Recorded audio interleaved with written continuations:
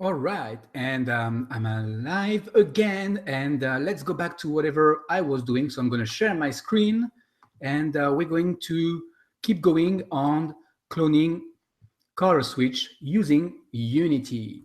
Now, as you can see, this is what we have so far. We have a sphere, and we have a floor, and we have some kind of a block here. And whenever I press play, the sphere is automatically going down, but if I press on the button, I see that it's moving up, okay? So we have gravity used here, and we can actually push it up.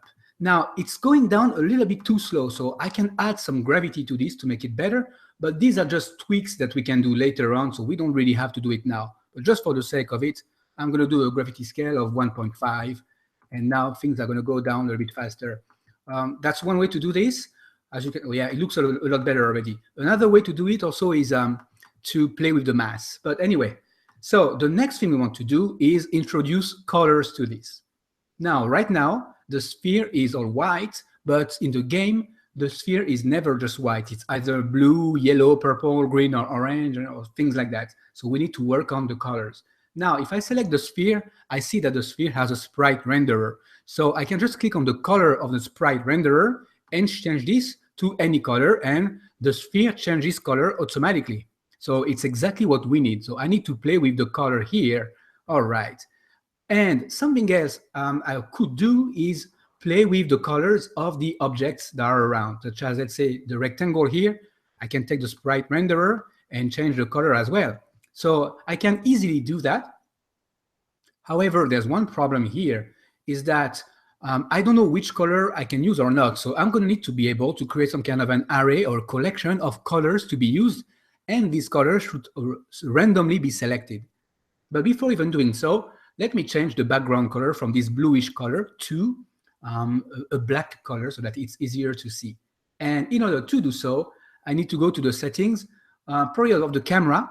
Yep, if you select the camera or the main camera, you can see that the background is blue, and you can select the color and change it to black. All right, it looks a lot better already. Cool. Now, next step is to actually move from there and add different colors. And in order to do so, I want to create an object that will control the whole scene. And I'm going to call this one a manager. So I'm going to click on game object and then create an empty game object. Here we go. And I'm going to call this one manager. All right. And the manager will have a reference to multiple things in the game, such as the player score, the actual sphere, the player, and many other different things around, and that we can always have reference inside of the manager.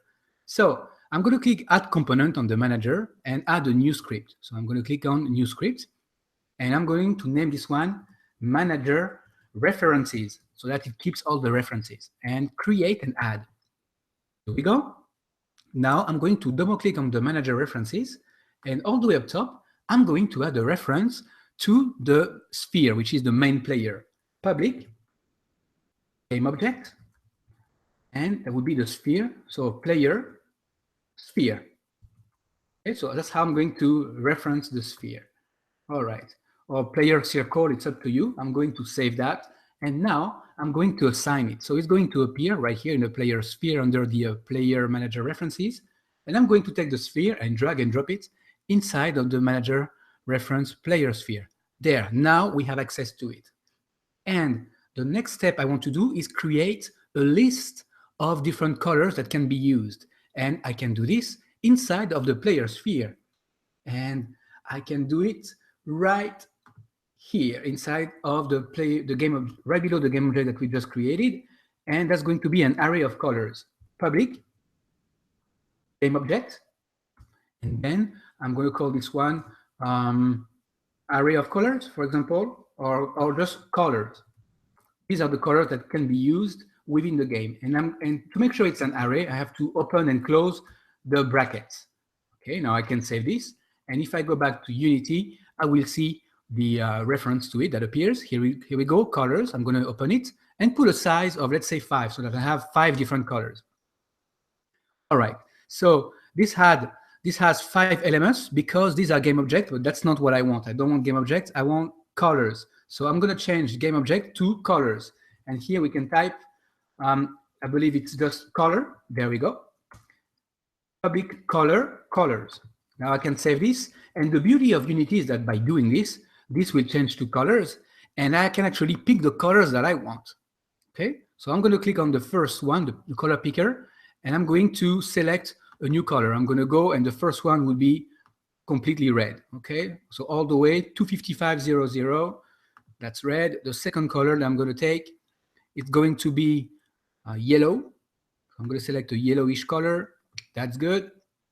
Then the next one will be green. So I'm going in the green area and select a green. And then I'm going to take a blue. All right. And finally, I'm going to take purple. Okay. Purple. All right. So now I have a bunch of different colors. And 5 colors will do just fine to start the game. And it's easy to see them. Don't forget to save.